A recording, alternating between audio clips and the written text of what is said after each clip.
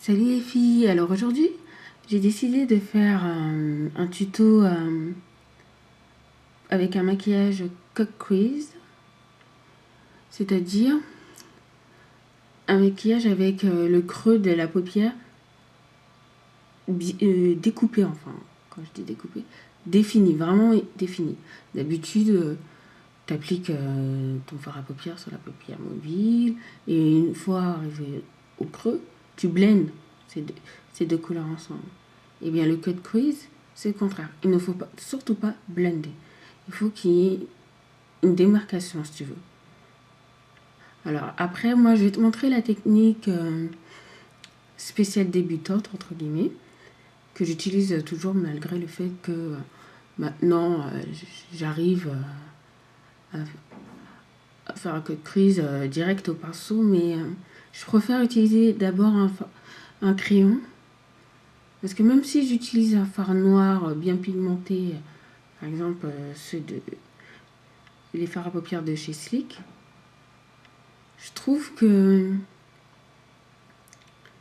c'est le cut crease est plus défini lorsque j'utilise un crayon au lieu de directement appliquer le fard dans le creux de la paupière. Je sais pas si j'ai été très très claire. Enfin, de toute façon, s'il y a quelque chose que tu n'as pas compris, ou je sais que ça m'arrive des fois que j'explique pas trop, mais bon, j'espère que ça s'améliore et que ce tuto te plaira. D'ailleurs, je vais te montrer ce que ça donne de plus près. Voici le maquillage de plus près.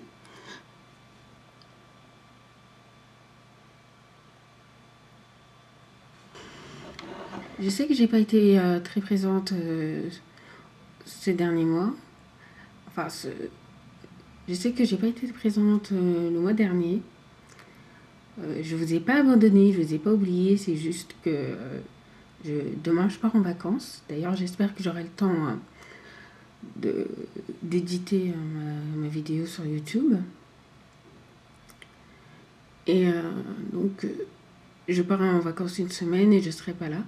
Je me suis dit que ce serait bien de ne pas abandonner ma chaîne, de ne pas vous abandonner et de faire un petit tuto. Voilà, voilà. Alors, si tu as envie de savoir comment j'ai fait ce look, surtout, ne bouge pas. Alors, j'ai déjà appliqué ma base et un morceau de scotch Hugo Port. C'est un scotch que tu trouves en pharmacie afin de donner un côté bien défini au niveau du coin externe, comme ici. Mais bon, hein, l'option scotch est totalement facultative. Donc, je vais commencer par prendre mon petit crayon Kohl Frost de chez Topshop. Et je vais l'appliquer sur la paupière mobile. En faisant attention de ne pas dépasser le creux.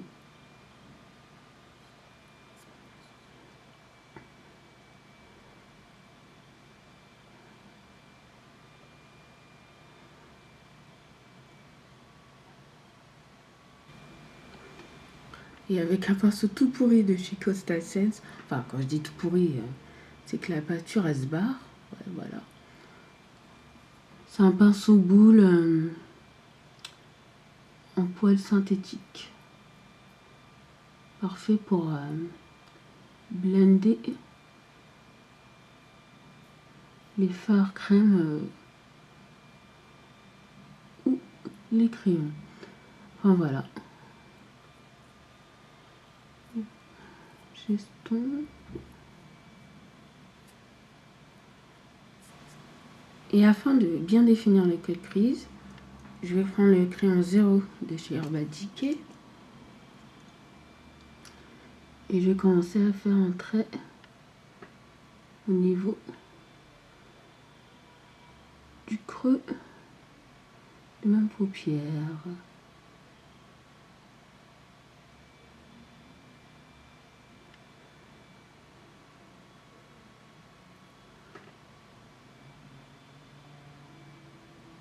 Pour celles qui ne savent pas où se trouve le crayon, bah, où se trouve le creux de sa paupière, bah, c'est simplement là où tu vois c'est comme si ton crayon il s'enfonçait. Bah, ça fait un creux, comme son nom l'indique. Et selon la personne, le creux est plus ou moins défini.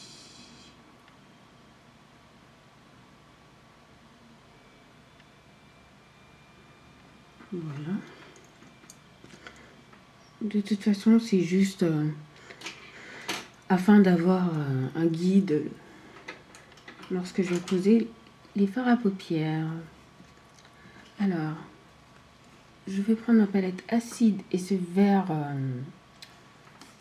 très fluo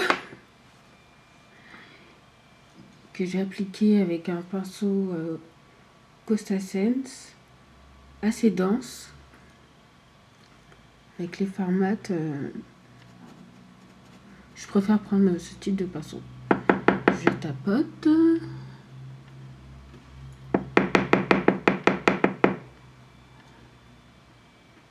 Et je viens d'appliquer sur la paupière mobile.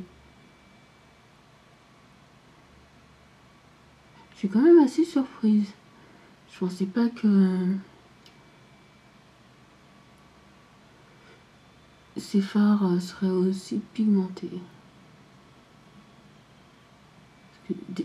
En général, les fards mat, surtout vert, jaune, ou même orange, enfin toutes les couleurs, on va dire primaires, quoi. Même avec une base blanche, des fois j'ai l'impression que c'est un côté fadasse. Enfin, c'est le premier mot qui me vient à l'esprit. Ouais, c'est pas intense, quoi. J'ai l'impression que à certains endroits, il y a comme un espèce de trou. Voilà, quoi. Alors, si tu as dépassé lors de l'application du fard à paupières au niveau du trait du crayon, bah c'est pas grave, tu repasses après.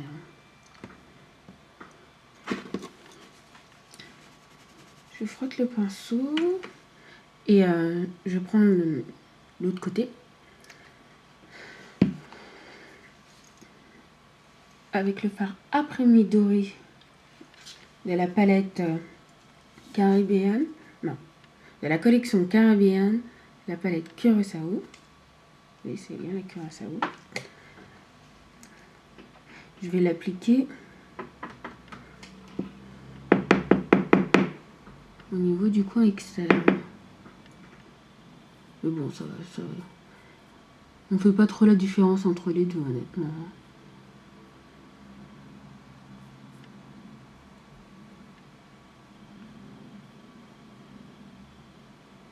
Et je vais commencer à blender les deux couleurs ensemble.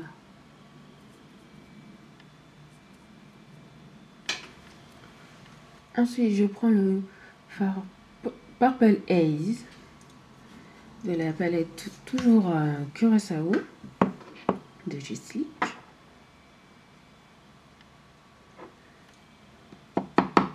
Et le pinceau estompeur, tu sais, le 2 en 1 là. Je prends le côté estompeur.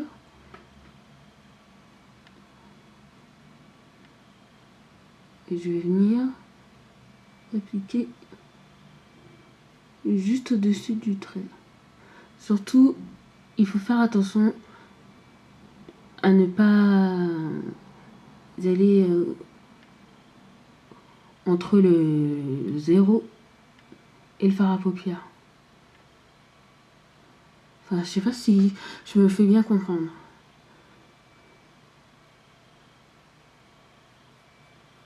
Faut surtout pas estomper la ligne du dessous, voilà. Tout ce qui est en haut, oui, tu peux blender.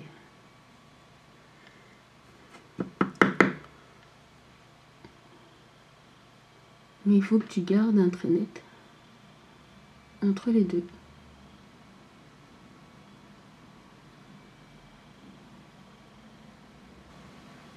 avec le Blending Eye Brush de chez ELF. Je vais venir, donc je disais, je vais venir blender Purple Haze et 0.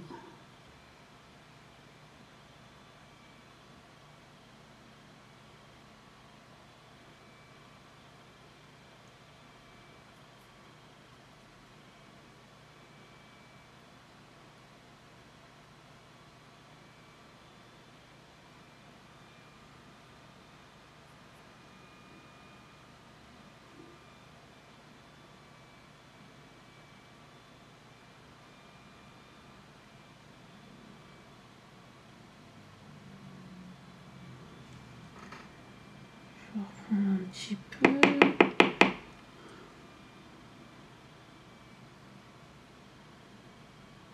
Voilà.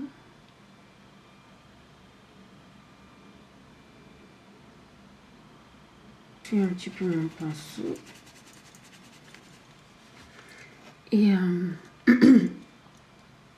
avec la palette acide, je vais prendre ce violet moyen, limite magenta. Enfin, ouais, si, c'est plus un violet. Enfin, bref. Je vais l'utiliser en couleur de transition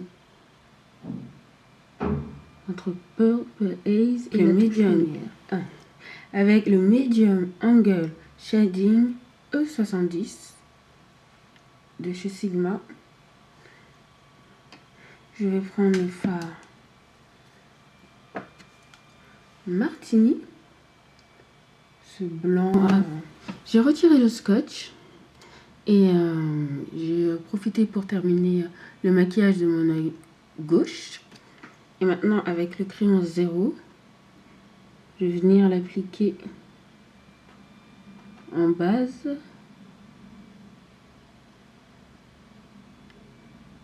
Sous mes cils inférieurs. Je prends le côté biseauté du pinceau Sephora. Purple Haze. Et je viens l'appliquer sur 0. Avec mon pinceau MAC 210. C'est un pinceau liner ultra fin. Et toujours mon gel liner de chez Maybelline. Je vais venir faire mon trait de liner. Ce sera tout pour aujourd'hui. J'espère que ce tuto t'aura plu. Alors, surtout, n'hésite pas à laisser des commentaires, t'abonner sur ma chaîne. Je te recommande d'aller voir sur mon blog la liste. Je te recommande d'aller voir sur mon blog la liste complète des produits que j'ai utilisés. Et voilà, ce sera tout. Merci d'avoir regardé cette vidéo. À bientôt!